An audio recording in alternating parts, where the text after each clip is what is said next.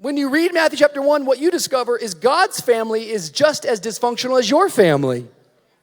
The genealogy of Jesus, he's got jokers, smokers, and midnight tokers. These people are jacked up. Abraham was a liar. Isaac was a liar. Jacob was a liar. David was a murderer and had an affair. Manasseh, he's in there. He was a sorcerer. I mean, these people did some wild things, but God doesn't write them out of the story. One of the coolest things about Matthew chapter 1 is you have to know something about culture back then. There's 5 different women listed in Matthew chapter 1. You say, not a big deal. Well, it is a big deal because in that time period, this was completely politically incorrect. Women were overlooked and undervalued. In fact, you would never, ever, ever list a woman's name in a man's genealogy, especially if that man was supposedly the soon coming king. And if you read who these women are, these women got a pass too. Rahab, she was a sex worker.